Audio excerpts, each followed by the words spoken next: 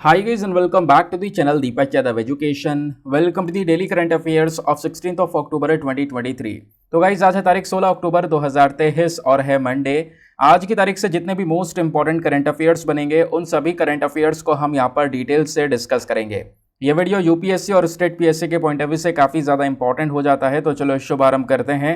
But आगे बढ़ने से पहले मैं आपको बता दूं, हर रोज़ मॉर्निंग में राइट टाइम 5 बजे आपको ये वीडियो इसी चैनल पर मिल जाता है। तो आज कौन कौन समय पर वीडियो में प्रेजेंट हो चुका है नीचे लाइव चैट में ज़रूर से मेंशन करना। दोस्तों इस लेक्चर में हम लोग मेजरली इंडियन एक्सप्रेस के ऊपर फोकस करते हैं, लेकिन इसके साथ साथ जो हमारे बाकी सारे इंपॉर्टेंट सोर्सेज हैं, चाहे वो PIB, down to earth, live minute, कोई सा भी हो, सभी के आर्टिकल्स को प्रॉपर बैकग्राउंड इन्फॉर्मेशन के साथ में कवर करते हैं। इस लेक्चर का एंड बहुत इंपॉर्टेंट है, उसको मिस मत करना, क्योंकि डेली बेसिस पे दोस्तों वीडियो के एंड में आप लोगों का एक टेस्ट लिया जाता है, एमसीक्यू की प्रैक्टिस करवाई जाती है। पूरे लेक्चर को फुल कंसंट्रेशन के साथ में सुनोगे, लास्ट में उस टेस्ट को अटेम्प्ट करोगे, जो भी आपका स्कोर आएगा उसको नीचे कमेंट सेक्शन में लिखोगे, तो इससे बहुत ज़्यादा कॉन्फिडेंस आपके अंदर बनेगा कि हाँ यार यहाँ पे मैं क्वेश्चन सॉल्व कर पा रहा हूँ। आपकी एक हैबिट बिल्टअप होगी, क्योंकि एट द लास्ट हमें एग्जाम में बैठ के क्वेश्चन लगाने हैं और आप यहाँ पे डेली बेसिस पे मॉर्निंग में प्रैक्टिस करते हो, टेस्ट देते हो, तो इससे एक हैबिट बन जाती है जिससे आप एग्जामिनेशन में बैठोगे तो कुछ नया नया नहीं लगेगा। आप सोचोगे यार ये सारी चीज़ें मैं डेली बेसिस पे कर रहा था। समझ गए? आगे आते हैं। नाउ इस लेक्चर का पीडीएफ चाहिए तो फटाफट टेलीग्राम पर जाओ और वहाँ पे जाके सर्च बॉक्स में लिखना दीपक यादव एजुकेशन यूपीएससी, आपको ये टेलीग्राम चैनल मिल जाएगा। यहाँ से आप डेली बेसिस पे इस लेक्चर के पीडीएफ को डाउनलोड कर सकते हो।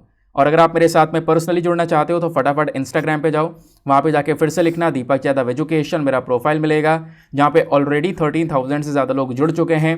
आप भी मेरे साथ में पर्सनली जुड़ सकते हो ना। फाइनली स्टार्ट करते हैं आज के इस रेलिवेंट से सेशन को। सबसे पहले आर्टिकल में हम बात करेंगे एक बीमारी के बारे में, तो जीएस पेपर नंबर 2 हेल्थ के पॉइंट ऑफ व्यू से इस आर्टिकल को लिंक कर सकते हो। उस डिजीज़ का नाम है लाइम डिजीज़। ये बीमारी दोस्तों यहाँ पर इस प्रकार के जो कीड़े आपको दिख रहे हैं ना, इसको टिक बोलते हैं, तो इनकी वजह से यहाँ पर ये बीमारी फैलती है। तो लाइम डिजीज़ अभी रिसेंटली न्यूज़ में हमको देखने को मिली है, इस वजह से ये चर्चा में। अब दोस्तों यहाँ पे जो यूएस हेल्थ रेगुलेटर है, उन्होंने कोई भी ऐसी प्रॉब्लम नहीं पाई है इस लाइम डिजीज़ का जो ये ट्रायल वगैरह चल रहा था उस दौरान। ठीक है, यानी इस बीमारी के लिए एक नई वैक्सीन को तैयार किया जा रहा है, इसकी वजह से यहाँ पर ये चर्चा में है। लेकिन एग्जामिनेशन में आपसे ये पूछा जाएगा नहीं, एग्जामिनेशन में आपसे डायरेक्टली पूछ लिया जा सकेगा लाइम डिजीज़ के बारे में। तो एक प्रकार की वेक्टर बॉर्न डिजीज़ है। ये होती कैसे है, ध्यान रखना, एक बैक्टीरिया की वजह से होती है। उस बैक्टीरिया का नाम क्या है? उस बैक्टीरियम का नाम है बोरेलिया बर्गडोरफेरी। ये बेसिकली यहाँ पर थोड़ा नाम है, अजीब सा नाम है, ध्यान रखना थोड़ा सा। और पता है नाम से भी ज़्यादा इंपॉर्टेंट क्या है? नाम से ज़्यादा इंपॉर्टेंट यह है कि ये ध्यान रखना लाइम डिजीज़ होती किसकी वजह से? बैक्टीरिया की वजह से होती है, ये आपने ध्यान में रखना है। ठीक है, कुछ होती हैं वायरस की वजह से, वो वायरल डिजीज़ हो जाती हैं, दोनों में डिफरेंस है, ध्यान रखना। बाकी दोस्तों यहाँ पर ये बीमारी फैलती कैसे, इनका ट्रांसमिशन कैसे होता है? ये इंसानों में फैलती हैं, ये टिक्स के माध्यम से। मैंने आपको बताया ना, ब्लैक कलर के पैर होते हैं इन टिक्स के, जिसको हम लोग ब्लैक लेग टिक बोलते हैं या डियर टिक के नाम से भी इनको जाना जाता है, क्योंकि ये कलर आप देख पा रहे होंगे थोड़ा बहुत डियर का कलर दिख रहा है, हिरण वाला। ठीक है, इनका साइंटिफिक नेम यहाँ पर आपको ये नज़र आएगा। तो ये जो कीड़े आपको दिख रहे हैं दोस्तों, इन्हीं की वजह से यहाँ पर ये जो बीमारी है, इनके काटने की वजह से यहाँ पर ये जो प्रॉब्लम है वो फैलती हुई नजर आती है। अब क्वेश्चन यहाँ पर यह है कि ये कीड़ा अगर एक इंसान को काटे तो उस इंसान के अंदर में लाइम डिजीज़ हो सकती है, सही बात है। लेकिन क्या ये एक इंसान से दूसरे इंसान में फैल सकती है? नहीं, ध्यान रखना। क्या ये किसी पेट से, किसी नॉर्मल पेट से, पालतू जानवर से इंसान में फैल सकती है? नहीं।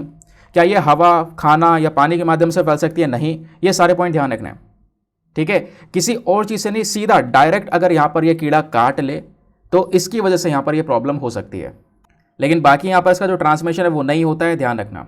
आगे आते हैं। अब दोस्तों यहाँ पर जो लाइस, मॉस्किटो, फ्ली यानी कि जो मक्खी, मच्छर होते हैं, क्या इनसे भी फैल सकती है? नहीं, इनसे भी यहाँ पर ये बीमारी ट्रांसमिट नहीं होती है। सीधा सीधा उत्तर इसका यही है। ये जो टिक है, अगर कोई इन्फेक्टेड टिक है, ये काट ले तो इसकी वजह से यहाँ पर बीमारी फैलती है। सबसे ज़्यादा जो कॉमन लाइम डिजीज़ देखने को मिलता है वो नॉर्थ अमेरिका में, यूरोप के अंदर में और एशिया के भी कुछ जगहों में यहाँ पर ये बीमारी पाई जाती है। पता है ये बीमारी अगर किसी को हो जाती है तो इसके सिम्टम्स क्या हैं, लक्षण क्या दिखाई देते हैं? लक्षण बेसिकली 3 से लेकर 30 दिन के बीच में शुरू होंगे, एकदम से नहीं दिखाई देते, कुछ समय लगेगा। और जैसे यहाँ पर लक्षण दिखाई देने शुरू होंगे दोस्तों, तो वहाँ पे एक प्रॉब्लम हो जाती है एराइथेमा माइग्रेंस की। यहाँ पर क्या होता है, बॉडी के ऊपर में रैशेस होने स्टार्ट हो जाते हैं और वो रैशेस धीरे धीरे बड़े होने लगते हैं। तो मतलब इतना दर्द नहीं करते, जैसे आप ये देख पाओगे, ये है फोटो, इससे आप और क्लियर समझ पाओगे। इस तरीके से रैशेस हो जाएंगे। आप सोच रहे होंगे यार इसमें खुजली होती होगी, दर्द होता होगा, नहीं, कुछ भी नहीं है, पेनफुल भी नहीं है, इची भी नहीं है, लेकिन यहाँ पर इस प्रकार से बढ़ता हुआ चले जाता है। ठीक है, तो ये प्रॉब्लम्स क्रिएट होती है। उसके अलावा बुखार, ठंड लगना, सर में दर्द होना, थकान होना, मसल्स के अंदर में बहुत ज़्यादा पेन होना, बहुत ज़्यादा दर्द होना, ये सारे लक्षण यहाँ पर दिखाई पड़ते हैं अगर ये लाइम डिजीज़ किसी को हो जाती है तो।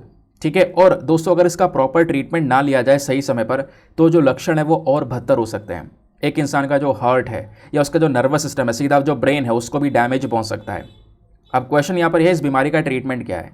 तो इसका जो ट्रीटमेंट है वो है सिंपल एंटीबायोटिक्स। आप एंटीबायोटिक्स का यूज़ कर सकते हो। एंटीबायोटिक्स में कुछ नाम दिए गए हैं, फॉर एग्जांपल डॉक्सीसाइक्लाइन हो गया और एमोक्सिसिलिन हो गया।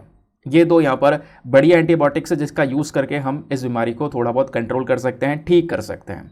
ठीक है, चलो आते हैं नेक्स्ट आर्टिकल पर। अगले आर्टिकल में डिसेप्शन आइलैंड के बारे में पूछा गया है। जीएस पेपर नंबर 1 ज्योग्राफी के पॉइंट ऑफ व्यू से इंपॉर्टेंट आर्टिकल है। दोस्तों आपको पता होगा ये जो आइलैंड है पिछले कुछ समय पर कई सारे न्यूज़पेपर्स के अंदर में कवर किया गया है, क्योंकि जो नासा है उन्होंने यहाँ पर एक फ़ोटो वगैरह क्लिक किया, इंस्टाग्राम पे इसका फ़ोटो वगैरह डाला है, इस वजह से यहाँ पर ये चर्चा में ये आइलैंड। ये आइलैंड की दोस्तों काफ़ी सारी खास बातें हैं। वो खास बातें क्या, वो सब कुछ आपको जानने को मिलेगा। पहले हमें जानना होगा सर ये जो डिसेप्शन आइलैंड है ये कहाँ पर स्थित है, लोकेशन क्या है इसकी। तो अगर आप लोग वर्ल्ड मैप देखोगे तो वर्ल्ड मैप में आपको सबसे पहले देखना है एंटार्क्टिका। तो दोस्तों एंटार्क्टिका कहाँ पर है, सबसे नीचे आपको नजर आएगा, ये है एंटार्क्टिका। ठीक है, दिख रहा होगा आपको। इसके ऊपर देखोगे तो ये हमारा साउथ अमेरिकन कॉन्टिनेंट हो गया। साउथ अमेरिकन कॉन्टिनेंट में यहाँ पर सबसे नीचे कंट्री देखोगे तो अर्जेंटीना नाम का आपको देश दिख रहा होगा। अर्जेंटीना से और इधर साउथ अटलांटिक ओशन में आओगे तो दोस्तों यहाँ पे एक आइलैंड आएगा, फॉकलैंड आइलैंड। कौन सा आइलैंड है ये, फॉकलैंड आइलैंड है, यूके के कंट्रोल में है। इसके नीचे आओगे तो यहाँ पर ना कुछ आइलैंड्स की पूरी सीरीज है, छोटे छोटे आइलैंड्स है, यानी कि इस वाले पोर्शन पर। ये तो हो गया एंटार्क्टिका। एंटार्क्टिका का ये जो दोस्तों ये वाला रीजन है एंटार्क्टिका क्या, ये वाला जो पोर्शन है ये क्या कहलाएगा, नॉर्थ वेस्ट रीजन। ठीक है, मैपिंग पता है ना, तो एंटार्क्टिका से ये वाला पोर्शन नॉर्थ वेस्ट कहलाएगा। इसी नॉर्थ वेस्ट में छोटे छोटे कई सारे आइलैंड्स हैं। यहाँ पर आप लोग इस मैप को देखो। ठीक है, तो ये यहाँ पर आपको छोटे छोटे कई सारे आइलैंड्स देखने को मिल जाएंगे, जिसको हम लोग बोलते हैं साउथ शेटलैंड आइलैंड्स। ऊपर फॉकलैंड आपको नजर आएगा। ठीक है, एक बार दिखा देता हूँ, ये हुआ फॉकलैंड, इसके जस्ट नीचे यहाँ पर ये आइलैंड्स है। ठीक है, ये जो छोटे छोटे आइलैंड्स है दोस्तों, इसी में इन्हीं आइलैंड्स के बीच में ही एक आइलैंड है डिसेप्शन आइलैंड। वो देखने में कुछ इस प्रकार से आपको दिखेगा। वो आइलैंड ऐसा नहीं है पूरा घिरा हुआ है, बस ये है रास्ता यहाँ पर इस आइलैंड का। ये टापू इतने हिस्से में देखने को मिलेगा, बीच में यहाँ पर ये गल्फ बना हुआ है। ये कह सकते हो ये एक हार्बर, एक पोर्ट, एक बंदरगाह का काम कर सकता है। ठीक है, ये बात आपको समझ में आ गई। तो सीरीज ऑफ आइलैंड जो छोटे छोटे यहाँ पर आपको नजर आते हैं, इसी में ही यहाँ पर एक छोटा सा आइलैंड है डिसेप्शन आइलैंड। इसका जो शेप आपको नजर आ रहा होगा ये हॉर्स शू की तरह है, जैसे घोड़े का जो पैर के नीचे यहाँ पर लगाया जाता है हॉर्स शू, कुछ इस प्रकार से यहाँ पर आपको आइलैंड देखने को मिल रहा है। बात क्लियर हो गई। अब आगे आते हैं, ये ध्यान रखना। तो ये तो बेसिक लोकेशन आपको पता चल गई। दूसरा यहाँ पर ये आइलैंड बना कैसे। दोस्तों ये आइलैंड नहीं है वैसे, एक समय पर ये ज्वालामुखी हुआ करता था, वॉल्केनो हुआ करता था। एक बहुत बड़ा वॉल्केनिक इरप्शन हुआ, बहुत बड़ी तरीके से ज्वालामुखी फटा, विस्फोट हुआ। विस्फोट होने की वजह से जो उस वॉल्केनो का मिडिल वाला पोर्शन था, ये जो मिडिल वाला पोर्शन था, सेंट्रल पोर्शन जो था, वो कोलैप्स कर गया, खत्म हो गया, गिर गया। और इसकी वजह से जो आसपास का समुद्र का हिस्सा था, समुद्र का जो पानी था, वो इस बीच वाले हिस्से में यहाँ पर भर गया।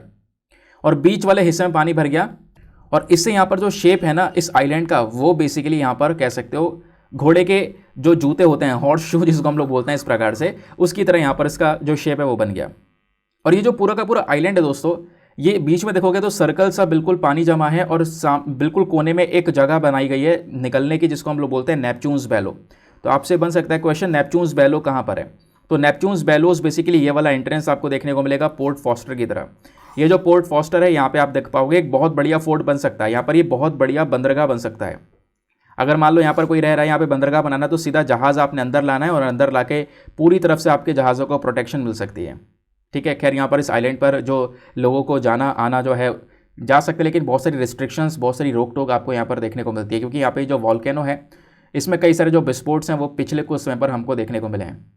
तो दोस्तों यहाँ पर ये जो पूरा आइलैंड आपको चारों तरफ दिख रहा है, इसके आसपास क्या है, पोर्ट फोस्टर। पोर्ट फोस्टर यहाँ पर आप देख पाओगे बिल्कुल बीचों बीच में।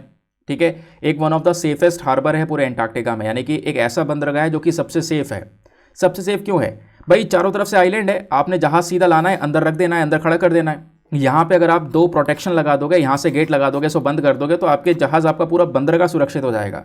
इसी वजह से दुनिया में सबसे सुरक्षित इसको बंदरगाह बोला जा रहा है। नहीं तो फिर बंदरगाह पूरे चारों तरफ से खुले हुए होते हैं, वहाँ पर इतनी ज़्यादा सेफ्टी मेंटेन कर पाना काफ़ी मुश्किल होता है, समझ रहे हो, इस वजह से यहाँ पर इसको बोला जा रहा है। अब दोस्तों यहाँ पे बोला ये भी गया है कि जो ये वॉल्केनो है, इस वॉल्केनो की वजह से यहाँ पर ये जो आइलैंड क्रिएट हुआ है ना, ऐसे यहाँ पर 2 वॉल्केनोज हमारे पास में हैं, जिसमें से एक ये है।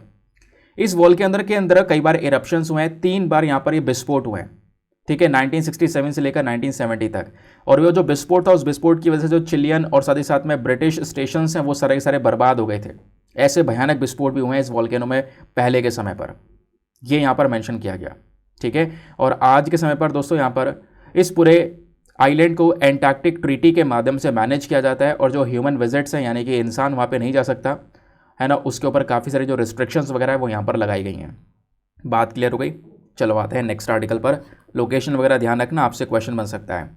तो लोकेशन कहाँ पर है? एंटार्क्टिका पेनिनसुला के वाला जो रीजन आपको दिखेगा, यानी कि जो हमारा नीचे एंटार्क्टिका वाला रीजन देखने को मिल जाता है दोस्तों, इसके नॉर्थ वेस्ट में, ये हम बोलेंगे नॉर्थ वेस्ट। तो इस नॉर्थ वेस्ट में यहाँ पर ये आइलैंड स्थित है। अगले आर्टिकल पर बढ़ने से पहले यार मेक श्योर करना वीडियो पे जो लाइक का बटन है उसको प्रेस कर देना। हमारा यार एक छोटा सा टारगेट होता है डेली बेसिस पर 2000 लाइक्स का, प्लीज़ यार उसको पहुंचा सकते हो, सपोर्ट कर सकते हो, लेकिन पहुंचा नहीं रहे हो। यहाँ तक पहुंच गए हो तो मेक श्योर करना लाइक करो और इस टारगेट को पूरा करो। पहले आप पहुँचा देते, अब यहाँ पर पहुँच नहीं पा रहा है क्योंकि पहले काफ़ी सारे लोग देख रहे थे, अभी काफ़ी लोगों को पता ही नहीं कि दूसरे वाले चैनल पर ये वीडियोज़ आ रहे हैं, ठीक है। एनीवे धीरे धीरे यहाँ पर पता चल जाएगा। नेक्स्ट आर्टिकल में बात की जा रही है पोंटस टेक्टोनिक प्लेट के बारे में। दोस्तों आप लोगों ने टेक्टोनिक प्लेट की थ्योरी तो पढ़ी होगी, नहीं पढ़ी है तो आज पढ़ लोगे, डोंट वरी।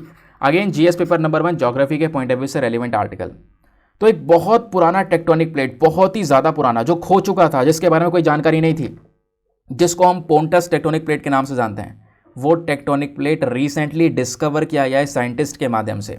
उन्होंने कुछ पुराने ज़माने की जो चट्टानें हैं, जो रॉक्स हैं बोर्नियो के अंदर में, यहाँ पर स्टडी किए हैं, जिसके बेसिस पर यहाँ पे नई जो वैसे ये प्लेट बहुत पुरानी थी, ठीक है, इसके बारे में वापस से कुछ जो जानकारी है वो यहाँ पर निकाली गई है। तो इस वजह से यहाँ पर ये पोंटस टेक्टोनिक प्लेट चर्चा में है। अब पोंटस टेक्टोनिक प्लेट को समझने से पहले आपको समझना होगा टेक्टोनिक प्लेट्स क्या होती हैं और उनकी थ्योरी क्या है। दोस्तों आपको पता होना चाहिए, जो हमारी पृथ्वी है, पृथ्वी के जस्ट नीचे बहुत सारी टेक्टोनिक प्लेट्स हैं जो कि मूव करती रहती हैं। फॉर एग्जाम्पल यहाँ पर ये जो अफ्रीका है, ये पूरा अफ्रीकन कॉन्टिनेंट, ये अफ्रीकन प्लेट पर स्थित है। इंडिया इंडियन प्लेट हो गई, ऊपर पूरा का पूरा एशिया और यूरोप हो गया, ठीक है, ये एशिया यूरोप हो गया, इसको यूरेशिया बोलेंगे। ऊपर यूरेशियन प्लेट हो गई, ये नॉर्थ अमेरिकन प्लेट हो गई, ठीक है। ये प्लेट कहाँ पे मिल रही है? जो क्रैक्स आप देख रहे हो, ये क्रैक आपको नजर आ रहा है, ये क्रैक क्या दर्शाता है? ये दर्शाता है कि नॉर्थ अमेरिकन और यूरेशियन प्लेट यहाँ पर मिल रही है, टकरा रही हैं। नीचे से यहाँ पर आप देखोगे अफ्रीकन प्लेट भी ऊपर टकरा रही है। तो इस प्रकार से कई सारी टेक्टोनिक प्लेट्स बटी हुई हैं पृथ्वी पर, ये आपने ध्यान रखना है। नीचे जो टेक्टोनिक प्लेट्स है वो कुछ इस प्रकार से हमको दिखाई पड़ती हैं, ठीक है। तो टेक्टोनिक प्लेट क्या है? इसको हम लोग लिथोस्फेरिक प्लेट भी बोलते हैं। बहुत बड़े साइज़ की इनके जो शेप हैं वो उटपटांग होते हैं, ऐसा नहीं है कोई एक पर्टिकुलर शेप हो, है ना। ये तो आपने देखा ही ना, जो शेप है टेढ़े मेढ़े शेप आपको यहाँ पर इन प्लेट्स के देखने को मिल जाते हैं। इनका जो साइज़ है वो वेरी करता है, कुछ हो सकता है केवल 100 किलोमीटर के आसपास हो, कुछ हज़ारों किलोमीटर के बड़े टेक्टोनिक प्लेट्स होते हैं। सबसे बड़े टेक्टोनिक प्लेट्स में फॉर एग्जांपल एंटार्क्टिक प्लेट्स हो गया, पैसिफिक प्लेट्स हो गई, ये बहुत बड़ी प्लेट्स हैं। फॉर एग्जांपल पैसिफिक प्लेट ये हो गई, पैसिफिक प्लेट यहाँ से शुरू होती है, ये चक्कर मार लो पूरे पृथ्वी का पीछे से और यहाँ पर खत्म होगी। एंटार्क्टिक प्लेट दोस्तों यह देख पाओगे, ये कितनी बड़ी प्लेट है यहाँ पर एंटार्क्टिक प्लेट, ये सबसे बड़ी प्लेट्स आपको यहाँ पे नजर आती हैं। इसी वजह से यहाँ पर जो फोटो है आपको दिखाया गया है, ठीक है। और इन प्लेट की जो थिकनेस है, जो मोटापा है, वो यहाँ पर वो भी वैरी करता है। कुछ बहुत ज़्यादा हाई थिकनेस की साथ में होती हैं और कुछ की थिकनेस बहुत ही ज़्यादा कम होती हैं। लेकिन दोस्तों ये भी पता होना चाहिए कि जो ये प्लेट है, ये टेक्टोनिक प्लेट्स आपस में मूव करती हैं। और इनका मूवमेंट कैसे होता है, ये देखो, मूवमेंट समझने के लिए आपने ये वाला फोटो देखना होगा। 3 तरीके से ये प्लेट्स मूव करती हैं। एक होता है डाइवर्जेंट मूवमेंट, एक होता है कॉन्वर्जेंट मूवमेंट, एक होता है transform plate boundary movement. Divergent मतलब कि 2 प्लेटें जो नीचे हैं वो एक दूसरे से दूर भाग रही होती हैं, ये इधर भाग रही है, इधर भाग रही है, डाइवर्जेंट मूवमेंट हो गया। एक होता है कॉन्वर्जेंट। कॉन्वर्जेंट मतलब जब 2 प्लेटें यहाँ पर आपस में टकरा रही होती हैं, यानी कि आसपास आ रही होती है। जब टकरा जाती हैं तो यहाँ पर एक प्लेट दूसरे के नीचे चली जाती है, ठीक है। ये आप देख पाओगे दोनों टकरा रही हैं और यहाँ पर ये जो है ये वाली प्लेट इसके नीचे चली गई। ये होता है। तीसरा होता है ट्रांसफॉर्म तरीका। ट्रांसफॉर्मेशन क्या होता है? बेसिकली जो प्लेट है वो स्लाइड करती हैं आपस में एक दूसरे के आगे पीछे, जैसे फॉर एग्जांपल ये वाली ऐसे चली गई, ये वाली ऐसे चली गई, ये ट्रांसफॉर्म तरीका होता है। तो इस तरीके से यहाँ पर जो प्लेट्स हैं उनका मूवमेंट हमको देखने को मिलता है। आई होप आपको ये जो प्लेट टेक्टोनिक्स वाला पूरा का पूरा सीनैरियो है वो यहाँ पर समझ में आया। मैंने आपको मोटा मोटा बताया है ताकि आप जो न्यूज़ है बेसिकली वो समझ सको। अब आते हैं हम लोग यहाँ पर पोंटस टेक्टोनिक प्लेट पर। अगर हम इतिहास देखें, आज से लगभग 120 मिलियन साल पहले तो भी टेक्टोनिक प्लेट्स हुआ करती थी। लेकिन वो कुछ इस प्रकार से हुआ करती थी। ये पैसिफिक प्लेट हो गई, ये यहाँ पर नीचे आप देख पाओगे ऊपर यूरेशियन प्लेट हो गई। यूरेशियन प्लेट के नीचे पोंटस प्लेट हुआ करती थी, ये वाली। अभी ये पोंटस प्लेट हमको नहीं मिलती है, इतिहास में खो चुकी है ये पोंटस प्लेट। ये जो मैप आप देख पा रहे हो ये 120 मिलियन साल पहले का मैप है। तो अभी यहाँ पर इस प्लेट को वापस से डिस्कवर किया गया है, वापस से ढूंढा गया है, कुछ यहाँ पर स्टडीज़ की गई हैं जिस वजह से यहाँ पर ये चर्चा में है। तो लंबे समय से खोई हुई ये टेक्टोनिक प्लेट जो है हाल ही में डिस्कवर की गई है। कहाँ पर? वेस्ट पैसिफिक ओशन के अंदर में, क्योंकि दोस्तों यहाँ पर ये पैसिफिक ओशन है, ये वेस्टर्न रीजन है, ये वेस्ट पैसिफिक ओशन में खासकर ये जो प्लेट है इसको देखा गया है। बोला जाता है कि यहाँ पर आज से लगभग 15 मिलियन बोला यह जाता है कि यहाँ पर ये जो प्लेट है ये एक समय पर 15 मिलियन स्क्वायर माइल्स के आसपास हुआ करती थी। साइज बहुत ज़्यादा बड़ा हुआ करता था, ठीक है। और लगभग आज से 160 मिलियन साल पहले ये जो प्लेट है इसको ट्रेस किया गया था, मतलब देखा जाता था, कुछ समय पहले तक भी देखा जाता था। लेकिन धीरे धीरे क्या करा, ये जो प्लेट है ये दूसरी प्लेट के साथ जब टकरा रही थी तो ये दूसरी प्लेट के नीचे चली गई। अभी मैं आपको बता रहा था कैसे कैसे मूवमेंट होता है प्लेट्स, है ना, प्लेट्स का। तो कॉन्वर्जेंट वाले मूवमेंट में हमने यहाँ क्या समझा था, दो प्लेट्स आपस में टकरा रही हैं और एक प्लेट दूसरे के नीचे चली जाती है टकराते टकराते। तो अभी यहाँ पर पोंटस टेक्टोनिक प्लेट के साथ में भी यही हुआ। लगभग आज से मिलियंस ऑफ ईयर्स पहले क्या हुआ, धीरे धीरे करके यहाँ पर जो ये पोंटस टेक्टोनिक प्लेट है ये अपनी बराबर वाली प्लेट के नीचे धंस गई, नीचे चली गई, खत्म हो गई। तो ये जो सबडक्टिंग प्लेट थी, यानी जो नीचे जा रही थी, वो थोड़ी सी भारी होती है ना, थोड़ी सी भारी हमको देखने को मिलती है। और इस वजह से यहाँ पर कह सकते हो जो ग्रेविटी है वो इसको पुल करती है और जो प्लेट है वो सीधा यहाँ पर मेंटल के अंदर चली जाती है। हमारे अर्थ क्रस्ट का जो बाद यहाँ पर मेंटल आ रहा है, बेसिकली आपको पता होगा अर्थ का जो स्ट्रक्चर है, ये आप देख पाओगे अर्थ का स्ट्रक्चर यहाँ पर है, ऊपर क्रस्ट है, नीचे यहाँ पर मेंटल आपको देखने को मिलेगा। तो इसके नीचे धंस जाती है यहाँ पर ये प्लेट, समझ गए? इस तरीके से आप देख पाओगे ये जो मेंटल नीचे दिख रहा है, ये प्लेट दिख रही है, ये भारी है, सीधा यहाँ पर नीचे धंस गई। क्लियर हो गया? तो इस तरीके से यहाँ पर जो ये पोंटस टेक्टोनिक प्लेट है वो भी यहाँ पर पूरी तरह से खो गई।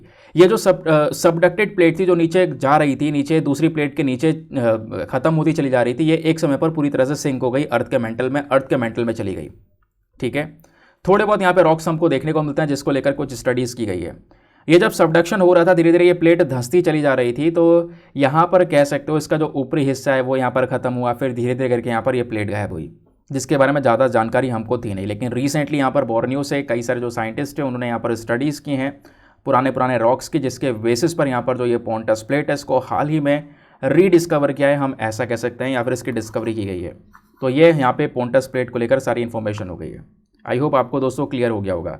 तो पोंटस प्लेट के जो रेलिक्स है वो यहाँ पर मिले हैं बोर्नियो के पास में, ये देख पा रहे होंगे बोर्नियो, ये इंडोनेशिया हो गया, ये सारी की सारी साउथ एशियन कंट्रीज़ है, फिलीपींस हो गया, है ना, ये म्यांमार हो गया, पीछे इंडिया हो गया।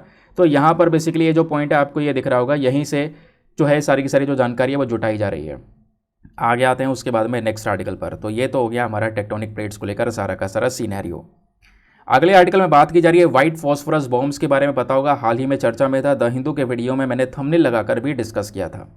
तो कई सारी फोटोज़, वीडियोज़ और अलग अलग सोशल मीडिया प्लेटफॉर्म पर क्लेम किए जा रहे हैं, जहां पर बोला जा रहा है कि इजराइल की जो फोर्सेस है उन्होंने कहीं ना कहीं गाज़ा पट्टी पर जो अटैक कर रहे हैं इजराइल की फोर्सेस, उसमें इन्होंने वाइट फॉस्फोरस बॉम्ब का भी अटैक किया है, जो कि नहीं करना चाहिए था, ऐसा लोगों का कहना है। कंफर्मेशन नहीं है, बट यहाँ पर वाइट फॉस्फोरस बॉम्ब यूज़ किया है इजराइल की साइड से, ऐसा यहाँ पर बोला गया। जिस वजह से यहाँ पर वाइट फॉस्फोरस बॉम्ब न्यूज़ में दोस्तों इस प्रकार से यहाँ पर ये जो बॉम्ब है वो छोड़ा जाता है, ये बहुत खतरनाक होता है, ऑक्सीजन को सोख लेता है यहाँ पर, ये इतना खतरनाक होता है। तो वाइट फॉस्फोरस बेसिकली मोम की तरह वैक्सी येलो से लेकर थोड़ा क्लियर कलर केमिकल आपको देखने को मिल जाता है इसका।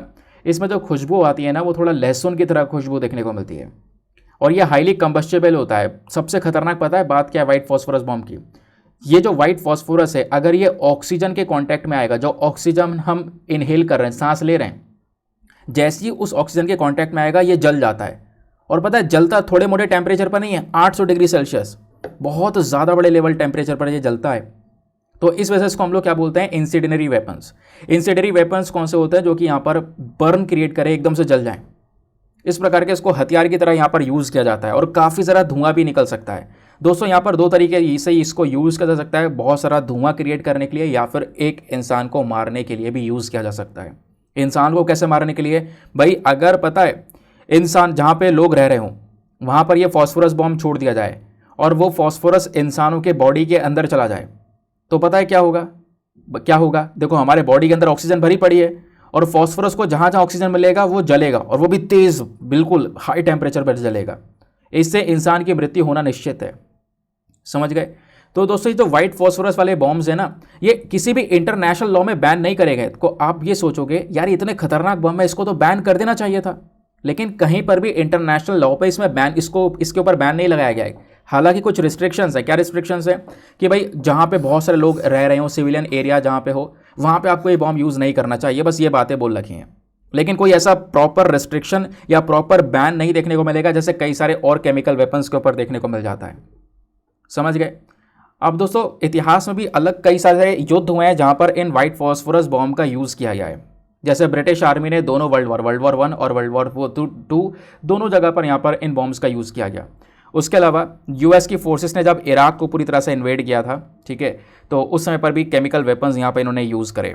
उसके अलावा इसराइल ने भी यहाँ पर एडमिट किया, इन्होंने यहाँ पर कह सकते हो ये कबूला कि जो हिजबुल्ला के अगेंस्ट में लेबनान की जो वॉर चल रही थी 2006 के अंदर में, तो लेबनान में हिजबुल्ला ऑर्गेनाइजेशन है, तो उसके खिलाफ जब ये पूरा युद्ध चल रहा था तो उस दौरान भी इसराइल ने यहाँ पर फॉस्फोरस बॉम्ब्स यूज़ करे थे, ऐसा यहाँ पर इतिहास में बोला जा रहा है। अब दोस्तों जैसे यहाँ पे बोला गया है कि जो ये फॉस्फोरस है ये एक इंसेंडरी वेपन है। तो इंसेंडरी वेपन क्या होता है?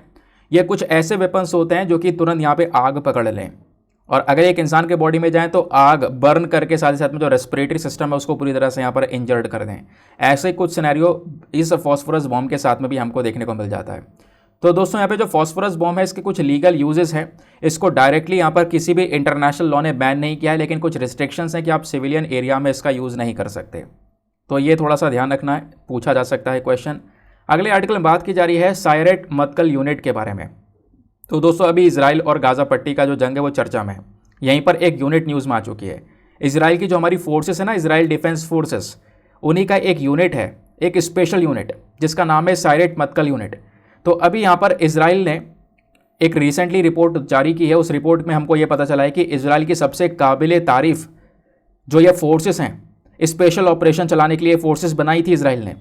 इन स्पेशल फोर्सेस को चलाने वाली जो यहाँ पर ये इस स्पेशल ऑपरेशन चलाने वाले जो ये फोर्स यहाँ पे इसराइल ने बनाया है, इसको ये तैयार कर रहे हैं ताकि गाज़ा पट्टी में इन सबको भेजा जाए। और ये फोर्स का मेन काम क्या होगा कि भाई गाज़ा पट्टी के अंदर जो हमास ने इसराइल के लोगों को बंदी बना रखा है, किडनैप कर रखा है, उनको वहाँ से बचाया जाए, रेस्क्यू किया जाए। क्योंकि ये काम पहले भी कर चुका है ये सायरत मतकल, यानी इसराइल का जो ये यूनिट है, ये पहले भी कई सारे इस प्रकार से रेस्क्यू ऑपरेशन चला चुका है, लोगों को बचा चुका है। तो एक बहुत स्पेशल बॉडी है दोस्तों। एग्जामिनेशन में थोड़ा अटक जाओगे इसको लेकर, अगर कहीं भी क्वेश्चन बन गया तो आपसे पूछ लिया जाएगा सायरत मतकल यूनिट हाल ही में न्यूज़ में था, बताओ क्या है ये। ऐसा लग रहा है किसी चीज़ को मेजर करने का कोई इंस्ट्रूमेंट है या कुछ और चीज़ है, तो यहाँ पर हो सकता है कन्फ्यूजन क्रिएट हो जाए। लेकिन आपने ध्यान में रखना है ये इसराइल डिफेंस फोर्सेस का एक कमांडो यूनिट है, सायरत मतकल यूनिट। इस पूरी यूनिट को बनाया गया था 1957 में। उस समय के जो पहले कमांडर थे जिनका नाम था अब्राहम अर्नन, उन्होंने यहाँ पर इसको तैयार किया था। यूके के पास में भी ऐसे ही एक स्पेशल एयर सर्विस फोर्स है, उसी का ध्यान में रखते हुए इस प्रकार का यूनिट तैयार किया गया। और मैं आपको बता दूं जो ये यूनिट तैयार किया है इसराइल ने, इनका मेन काम क्या है भाई, यहाँ पर इसराइल के बॉर्डर के आसपास जितने भी देश हैं उनके साथ में इसराइल के रिलेशंस खराब हैं, वॉर चलती रहती हैं, इसराइल के कई सारे लोगों को वो किडनैप कर लेते हैं, ठीक है। तो यहाँ पर उनको छुड़वाने के लिए या आतंकवाद से लड़ने के लिए, ये सब काम करने के लिए यहाँ पर जो ये सायरत मतकल यूनिट है इसको तैयार किया गया है। और इसने कई सारे स्पेशल ऑपरेशंस इतिहास में चलाए हैं। और दोस्तों मैं आपको बता दूं यहाँ पर एक सबसे बड़ा ऑपरेशन था, वो था 1976 का एंटेब एयरपोर्ट रेड इन युगांडा। उस समय पर जो बहुत सारे कमांडोज थे, ठीक है, इसराइल के इस वाले यूनिट के कमांडो, सायरत मतकल यूनिट के कमांडो, इन्होंने लगभग 100 के आसपास जो इसराइलीज हैं उनको पैलेस्टीनियंस हाईजैकर्स से बचाया था। जो पैलेस्टीन के हाईजैकर्स हैं उन्होंने यहाँ पर कह सकते हो हाईजैक किया है ना, तो उसके बेसिस पर यहाँ पर 100 इसराइलियों को बचाया गया। और बचाने के पीछे यहाँ पर इस यूनिट का एक बहुत इंपॉर्टेंट रोल था। तो ध्यान रखना, ये जो इंपॉर्टेंट पूरी यूनिट है ना, ये स्पेशल ऑपरेशन चलाती है और Israeli defence force directorate of military intelligence के अंडर में आती है। इसराइल ने भी यहाँ पर इस पूरे यूनिट का जो एग्जिस्टेंस है इसको 1980 के अंदर में एक एक्सेप्टेंस दे दिया, इसको मानना शुरू कर दिया। तो आपसे कहीं भी क्वेश्चन बने इस बॉडी को लेकर तो आप आराम से बता सकते हो ना। अगले आर्टिकल पर आते हैं दोस्तों। अगले आर्टिकल में मेरा युवा भारत के बारे में डिस्कशन किया जा रहा है। आओ समझते हैं क्या हुआ है। तो खबर यहाँ पर यह निकल कर आई है कि भारत सरकार ने, यूनियन कैबिनेट ने, जिसको हमारे प्रधानमंत्री जी ने चेयर किया था, उस पूरे यूनियन कैबिनेट ने एक अलग से ऑटोनोमस बॉडी बनाने का डिसीजन ले लिया है। एक ऐसी बॉडी जो कि खुद से सारे डिसीजंस लेगी और उस ऑटोनोमस बॉडी का नाम होगा मेरा युवा भारत, ध्यान रखना MY भारत। तो आपसे क्वेश्चन बन सकता है कि मेरा युवा भारत क्या है, तो एक ऑटोनोमस बॉडी जिसका मेन काम क्या होगा कि जो नौजवान लोग हैं, क्योंकि आपको पता है भारत एक ऐसा देश है जहाँ पर यूथ की पॉपुलेशन सबसे ज़्यादा है, तो ये जो बॉडी है ये क्या करेगी, एक नौजवान लोगों को हेल्प कर रहेगी आगे 15 से लेकर 30 साल के तक के जो यहाँ पर लोग हैं, है ना, उनके लिए यहाँ पर ये सारा का सारा जो प्रोग्राम है वो स्टार्ट किया गया है। और केवल 15 से 30 साल के लोग नहीं, उससे पहले यहाँ पर जो एडोलेसेंट्स भी हैं, ठीक है, यानी कि 10 से 19 साल के जो यहाँ पर बच्चे हैं, उनके लिए भी बेनिफिट्स प्रोवाइड करवाए जाएंगे इस पर्टिकुलर प्रोग्राम के तहत। इसमें क्या होगा, इसमें यहाँ पर कह सकते हो सरकार का मेन फोकस है कि जो ये नौजवान लोग हैं ये सबसे इम्पॉर्टेंट एसेट है हमारे देश के, इन्हीं के माध्यम से आगे डेवलपमेंट होगा, तो इनको भी आगे के लिए ट्रेन करना ज़रूरी है। तो दोस्तों अभी यहाँ पर केवल और केवल इस प्लेटफॉर्म को अप्रूवल मिला है। इसको लॉन्च कब किया जाएगा, 31 अक्टूबर 2023 को, जिस दिन हम नेशनल यूनिटी डे को मनाते हैं। इस प्लेटफॉर्म का मेन उद्देश्य क्या है ये समझ लेते हैं। जो सबसे मेन ऑब्जेक्टिव है मेरा युवा भारत का वो यह है कि एक पूरा का पूरा गवर्नमेंट प्लेटफॉर्म बनाना, किसके लिए, जो नौजवान लोग हैं उनका विकास करने के लिए, क्योंकि आगे जाके यहाँ पर वही फ्यूचर है हमारे देश के, वही नेशन बिल्डर्स हैं, उनके लिए नई नई अपॉर्चुनिटीज़ को जनरेट करना, ठीक है। जो यूथ एनर्जी है इसका हम पूरे के पूरे अपने देश के डेवलपमेंट में लगा सकें, उसके ऊपर स्पेशल फोकस करना। तो जो मेरा युवा भारत प्रोग्राम है दोस्तों, इसको अलग अलग जो टेक्नोलॉजी सपोर्ट है, टेक्नोलॉजिकल प्लेटफॉर्म सपोर्ट है, वो भी यहाँ पर दिया जाएगा। इससे जो यूथ हैं वो और ज़्यादा यहाँ पर एंकरेज होंगे आगे बढ़ने के लिए। तो ये यहाँ पर मेन उद्देश्य है, ध्यान रखना। नाम से पता चल रहा है कि किसके लिए जो प्रोग्राम है वो स्टार्ट किया गया है। नाम आगे आते हैं नेक्स्ट आर्टिकल पर। यहाँ पे बात की जा रही है चिलिका लेक के बारे में। अभी चिलिका लेक चर्चा में है, तो ये आप देख पा रहे होगे मैप है इंडिया का। ये आपको यहाँ पे ओडिशा देखने को मिलेगा जो कि एक कोस्टल स्टेट है। काफ़ी बड़ी बाउंड्री ओडिशा की लगती है बे ऑफ बंगाल से। यहीं पर एक छोटा सा झील है जिसको हम बोलते हैं चिलिका लेक। तो लोकेशन तो मैंने आपको यहीं पर दिखा दी, लेकिन अब बात करते हैं ये चिलिका लेक न्यूज़ में क्यों बनी हुई है। दोस्तों कई सारी माइग्रेटरी बर्ड्स कौन सी होती हैं, ऐसी चिड़ियाँ जो कि एक देश से उड़कर आती हैं, इधर से उधर ट्रैवल करती रहती हैं, है ना, इधर से उधर चलती रहती हैं। तो माइग्रेटरी बर्ड्स का सीज़न शुरू हो गया है, क्योंकि विंटर के समय पर, क्योंकि अब सर्दियाँ आ रही हैं, तो सर्दियों में कई सारी चिड़ियाँ ऊपर से उड़कर, सेंट्रल एशिया से उड़कर सीधा यहाँ पर ओडिशा में आती हैं और चिलिका लेक पर बैठती हैं। हर साल की बात है ये। लोग घूमने जाते हैं, उन बर्ड्स को देखने जाते हैं, जो कि यहाँ पर बर्ड्स को देखने में बहुत ज़्यादा शौकीन होते हैं, उनकी बात कर रहा हूँ स्पेशली। तो जो माइग्रेटरी बर्ड्स हैं इन्होंने अपनी एनुअल जर्नी शुरू कर दी है। अब वो चिलिका लेक पर आएंगी। चिलिका लेक जो कि भारत का एक सबसे बड़ा वाटर बर्ड हैबिटेट है पूरे ओडिशा के अंदर में, ठीक है। और अभी हमारे जो सर्दियाँ हैं वो शुरू होने वाली हैं, उससे पहले ये हर साल होता है, इस साल भी यहाँ पर शुरू होने वाला है।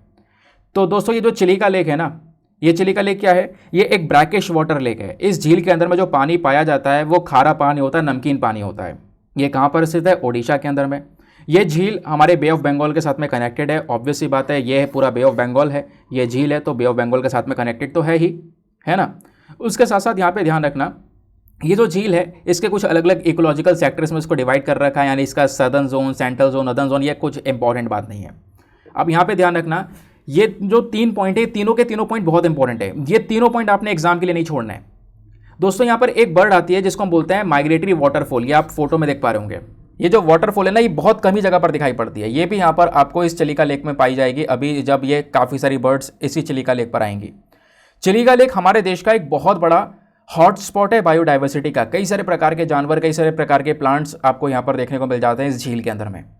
और कई सारे जानवरों की ऐसी प्रजातियां जो कि बहुत ही खतरे में है, IUCN रेड लिस्ट में थ्रेटेंड कैटेगरी में, खतरे के जस्ट पास में है, वो वाली चिड़िया भी यहाँ पर आती हैं। और मैं आपको बता दूं, चिलिका लेक इसलिए भी इंपॉर्टेंट है क्योंकि 1981 में चिलिका लेक भारत का पहला वेटलैंड बना था, जिसको एक इंटरनेशनल इंपॉर्टेंस मिला।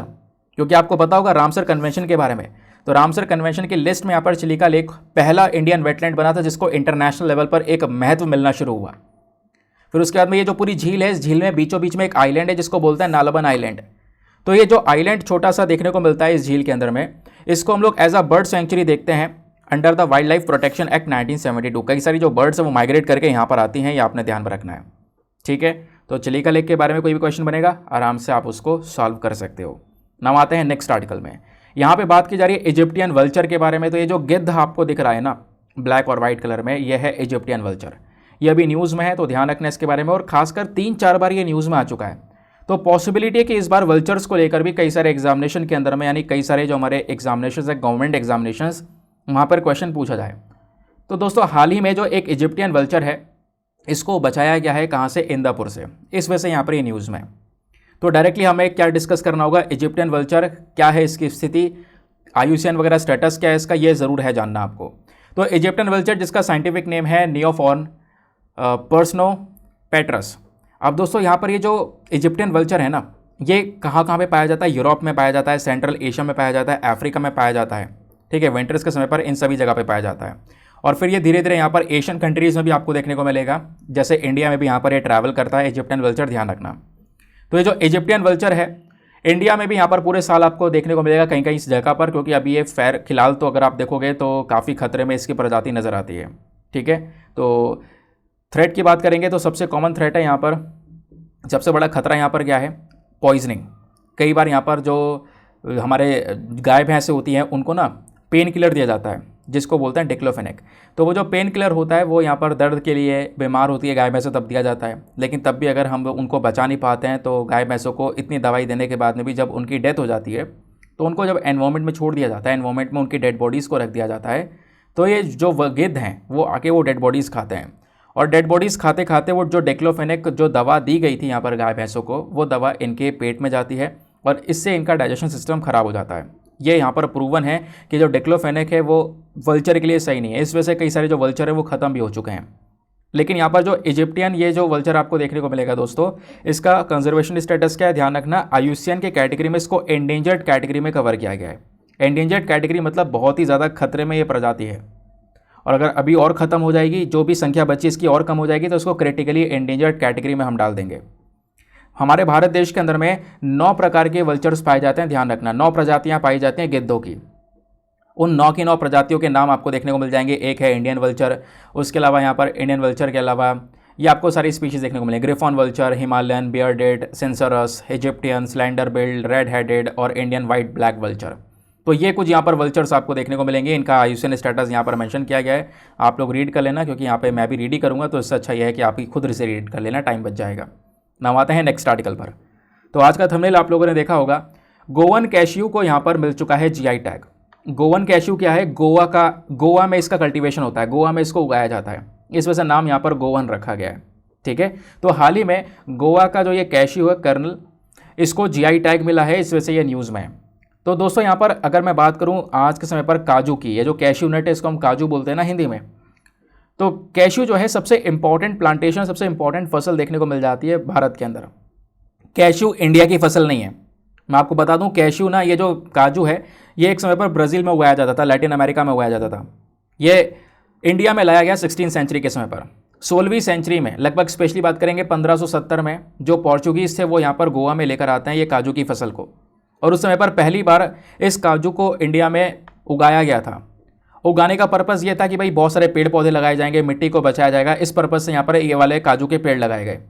और फिर उसके बाद में धीरे धीरे क्या हुआ, ये जो काजू की फसल है इसने एक बहुत बड़ा एरिया कैप्चर कर लिया गोवा के अंदर में, तब से यहाँ पर इसका कल्टीवेशन हो रहा है गोवा में, ठीक है। इसके क्लाइमेटिक कंडीशन की बात करेंगे तो यानी कि किस प्रकार का जो क्लाइमेट है चाहिए होता है हमको इस फसल को लगाने के लिए। तो सबसे पहले जब क्लाइमेट की बात करते हैं तो हमें well drain Sandy loamy soil चाहिए होती है, जिसमें थोड़ा सा रेत वगैरह हो, ऐसी वाली मिट्टी चाहिए होती है जिसमें कंकड़ थोड़े बड़े होते हैं, रेत के टुकड़े थोड़े बड़े होते हैं, पानी आराम से एब्जॉर्ब होता है, ऐसी मिट्टी चाहिए होती है।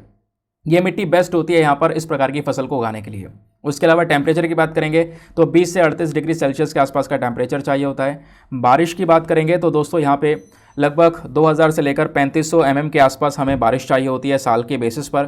तो ऐसे अगर क्लाइमेटिक कंडीशन है तो यहाँ पर ये जो काजू की फसल है वो बढ़िया से ग्रो कर सकती है।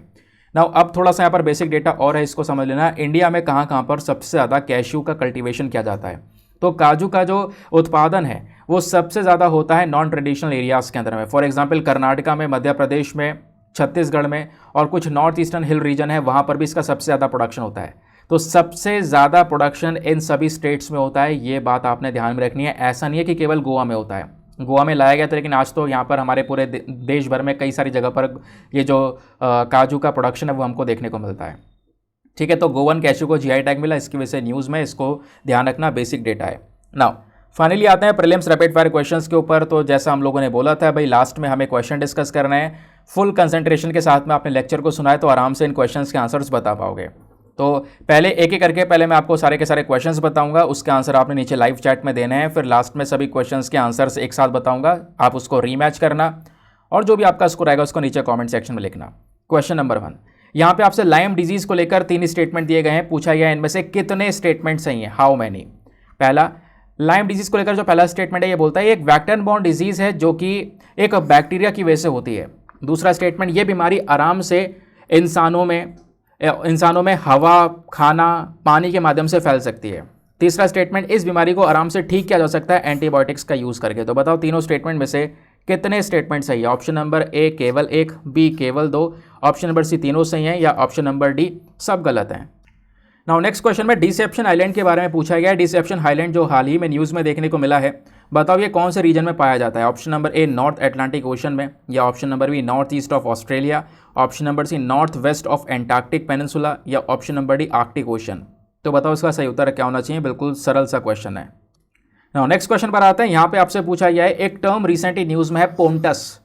पोंटस जो टर्म न्यूज़ में आई है ये क्या है आपने बताना है। ऑप्शन नंबर ए, क्या ये एक अंडरवेंट माउंटेन रेंज है इंडियन ओशन में, या ऑप्शन नंबर बी ये हाल ही में डिस्कवर की गई टेक्टोनिक प्लेट है जो पैसिफिक ओशन में पाई गई है, या ऑप्शन नंबर सी ये एक नई डिस्कवर एक्सोप्लैनेट है जो कि एक डिस्टेंट गैलेक्सी पर स्थित है, या ऑप्शन नंबर डी ये एक एंशिएंट सिविलाइजेशन है मेसोपोटामिया का जिसको यहाँ पर हम जानते हैं एडवांस पॉटरी के पर्पज से। तो बताओ चारों स्टेटमेंट में से कौन सा स्टेटमेंट सही है रिगार्डिंग पोंटस। अगेन सरल क्वेश्चन है, आगे आते हैं। नाउ नेक्स्ट क्वेश्चन में आपसे पूछा गया है व्हाइट फोस्फोरस के बारे में। व्हाइट फोस्फोरस को लेकर 2 स्टेटमेंट दिए गए हैं, बताना है इनमें से कौन सा स्टेटमेंट सही है। पहला स्टेटमेंट बोलता है कि जो व्हाइट फोस्फोरस है हाईली कंबस्टेबल केमिकल है, एक ऐसा केमिकल है जब इसको हवा में लेकर आओगे तो एकदम से जल जाएगा ऑक्सीजन के साथ मिलकर। दूसरा स्टेटमेंट बोलता है कि जो ये व्हाइट फोस्फोरस वाले बॉम्ब्स हैं इसको कंप्लीटली बैन कर दिया गया है इंटरनेशनल लॉ के अंडर में। तो बताओ दोनों स्टेटमेंट में से कौन सा स्टेटमेंट सही है। Option number A 1 only, B 2 only, C दोनों सही हैं, या डी दोनों गलत हैं।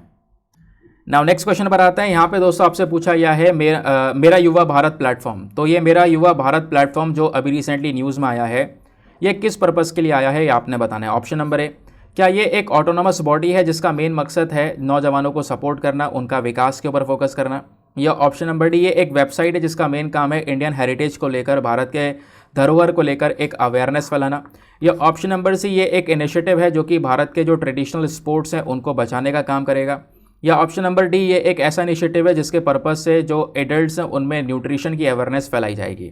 तो बताओ चारों स्टेटमेंट में से कौन सा स्टेटमेंट सही है रिगार्डिंग मेरा युवा भारत। नाउ नेक्स्ट क्वेश्चन में आपसे इजिप्टियन वल्चर के बारे में पूछा गया है। अगेन 2 स्टेटमेंट दिए गए हैं, बताना है कौन सा स्टेटमेंट सही है। पहला स्टेटमेंट, जो इजिप्टियन वल्चर है ये एक नेटिव बर्ड है सेंट्रल एशिया और अफ्रीका की। दूसरा स्टेटमेंट, इस बर्ड को IUCN के रेड लिस्ट में क्रिटिकली एंडेंजर्ड कैटेगरी में कवर किया गया है। तो बताओ दोनों स्टेटमेंट में से कौन सा स्टेटमेंट सही है। Option number A 1 only, B 2 only, C दोनों सही हैं, या डी दोनों के दोनों गलत हैं। नाउ नेक्स्ट क्वेश्चन में आपसे कैश्यू कल्टीवेशन के बारे में पूछा गया है, यानी कि काजू की जो खेती होती है उसके बारे में पूछा गया है। उसको लेकर 3 स्टेटमेंट दिए गए हैं, बताना है इनमें से कितने स्टेटमेंट सही हैं, हाउ मैनी। पहला स्टेटमेंट, ये जो कैश्यू प्लांटेशन है ये एक कह सकते हो एक बहुत इंपॉर्टेंट प्लांटेशन क्रॉप है इंडिया की। दूसरा यहाँ पर आप देख पाओगे ये बोला जा रहा है कि ये जो कैश्यू का हम जब कल्टीवेशन करते हैं तो इसमें हमको well drain deep sandy loam soil चाहिए होता है इसकी बढ़िया ग्रोथ के लिए। थर्ड स्टेटमेंट, भारत में जो ये काजू का कल्टीवेशन होता है ये केवल और केवल कोस्टल स्टेट्स में किया जाता है, यानी ऐसे राज्य जो कि समुद्र के साथ में बाउंड्री शेयर करते हैं केवल उन्हीं राज्यों में इसका कल्टीवेशन होता है, बाकी किसी जगह पर नहीं होता। तो एक छोटा सा लॉजिक लगाओ, उसके बेसिस पर आप आराम से बता सकते हो कि इन तीनों स्टेटमेंट में से कितने स्टेटमेंट सही है। ऑप्शन नंबर ए केवल 1, ऑप्शन नंबर बी केवल 2, ऑप्शन नंबर सी तीनों सही हैं, या ऑप्शन नंबर डी सब गलत हैं। तो दोस्तों ये थे सारे के सारे क्वेश्चंस। आई होप आप लोगों ने मैक्सिमम क्वेश्चंस को बिल्कुल सही अटेम्प्ट किया होगा। अब एक एक करके सभी क्वेश्चंस के आंसर्स को देखना शुरू करेंगे ताकि आप अपना स्कोर मैच करके बता सको क्या हालात आपके रहे हैं आज के टेस्ट में। चलो आखिरी वाले क्वेश्चन से आंसर को देखना शुरू करेंगे। पूछा गया था कैश्यू कल्टीवेशन को लेकर 3 स्टेटमेंट है, कितने सही हैं। सर इसमें केवल 2 स्टेटमेंट सही हैं, पहला वाला और दूसरा वाला, तीसरा वाला गलत है। क्यों? क्या इंडिया में जो कैश्यू कल्टीवेशन है केवल कोस्टल स्टेट्स में उगाया जाता है, ऐसे राज्य जो केवल और केवल समुद्र के साथ में बाउंड्री शेयर करते हैं? ऐसा तो नहीं है, मध्य प्रदेश के अंदर भी उगाया जाता है। ठीक है, तो इस वजह से यहाँ पर जो हमारा थर्ड वाला स्टेटमेंट है वो गलत है, क्योंकि आपको बताया था जो ये कल्टीवेशन है इन क्रॉप्स का वो धीरे धीरे आज के समय पर फैल चुका है। कर्नाटका, मध्य प्रदेश, छत्तीसगढ़, अब मध्य प्रदेश छत्तीसगढ़ के साथ में कौन सा समुद्र का बाउंड्री शेयर हो रहा है। फिर उसके बाद में नेक्स्ट क्वेश्चन पूछा गया इजिप्टियन वल्चर को लेकर बताओ 2 स्टेटमेंट है, दोनों में से कौन सा सही है। केवल पहला वाला सही है, दूसरा वाला गलत है, क्योंकि ये जो बर्ड है आपको सेंट्रल एशिया अफ्रीका में देखने को मिलेगी। लेकिन दूसरा वाला स्टेटमेंट इसलिए गलत है क्योंकि IUCN के अंदर में इसको क्रिटिकली एंडेंजर्ड नहीं, केवल एंडेंजर्ड स्पीशीज़ के अंदर में रखा गया है। फिर आपसे पूछा गया मेरा युवा भारत प्लेटफॉर्म बताओ इसका ये क्या है। तो एक ऑटोनमस बॉडी है जिसका मेन काम है नौजवानों को सपोर्ट करना, उनके डेवलपमेंट के ऊपर फोकस करना। फिर व्हाइट फॉस्फोरस को लेकर 2 स्टेटमेंट कहीं दिए गए, बताओ कौन सा सही है। पहला वाला सही है क्योंकि आपको पता है व्हाइट फॉस्फोरस ऑक्सीजन के कॉन्टैक्ट में आते ही बर्न हो जाएगा। दूसरा स्टेटमेंट गलत है क्योंकि जो व्हाइट फॉस्फोरस के बॉम्ब्स हैं दोस्तों वो कंप्लीटली बैन कर रखे हैं इंटरनेशनल लॉ में, ऐसा तो कुछ भी नहीं है। इंटरनेशनल लॉ में कंप्लीटली बैन नहीं है किया गया है इसको, तो इस वजह से दूसरा स्टेटमेंट गलत है। Option number A 1 only is the correct answer. फिर आपसे पूछा गया पोंटस जो ये टर्म है हाल ही में न्यूज़ में, ये क्या है, तो इसका सही उत्तर है ऑप्शन नंबर बी। हाल ही में डिस्कवर की गई एक टेक्टोनिक प्लेट्स है जो कि यहाँ पर पैसिफिक ओशन में हमको देखने को मिली है। फिर आपसे पूछा गया डिसेप्शन आइलैंड हाल ही में न्यूज़ में है, ये क्या है, तो ऑप्शन नंबर ये कहाँ पर कौन से रीजन में स्थित है, तो ऑप्शन नंबर सी इसका सही उत्तर है। जो हमारा एंटार्क्टिक पेनिनसुला है उसके नॉर्थ वेस्ट रीजन के अंदर में आपको डिसेप्शन आइलैंड देखने को मिलेगा, मैंने आपको लोकेशन अच्छे से पढ़ाया भी था। फिर पूछा गया लाइम डिजीज़ को लेकर 3 ही स्टेटमेंट है, बताओ तीनों में से कितने स्टेटमेंट सही हैं। केवल और केवल 2 स्टेटमेंट सही हैं। पहला वाला सही है, हाँ बिल्कुल सही है, क्योंकि ये एक ऐसी डिजीज़ जो बैक्टीरिया की वजह से हो रही है। दूसरा वाला स्टेटमेंट गलत है क्योंकि यहाँ पर ये बीमारी केवल और केवल उन कीड़ों की वजह से फैलती है जो इन्फेक्टेड होते हैं, टिक्स जिसको हम बोलते हैं। दूसरा स्टेटमेंट हमारा गलत है क्योंकि यहाँ पर ये बीमारी हवा पानी या फिर खाने की वजह से नहीं फैलती है, इस वजह से गलत है। तीसरा स्टेटमेंट फिर सही है क्योंकि यहाँ पर इस बीमारी को हम एंटीबायोटिक्स के माध्यम से ठीक कर सकते हैं। दैट इज़ वाई ओनली 2, यानी केवल और केवल इन तीनों में से 2 स्टेटमेंट्स हमारे सही हैं। तो दोस्तों ये था पूरा का पूरा डिस्कशन, आई होप आपको मज़ा आया होगा। तो कितने क्वेश्चन आपने सही किए हैं फटाफट बताओ नीचे कमेंट सेक्शन में, क्या हालात रहे हैं आपके इस पूरे पर्टिकुलर टेस्ट के। ना इसी के साथ में करते हैं हम लोग अपने लेक्चर को समाप्त और मिलते हैं आप लोगों से अगले वीडियो में। आज के लिए bye bye, have a nice day, thank you and जय हिंद।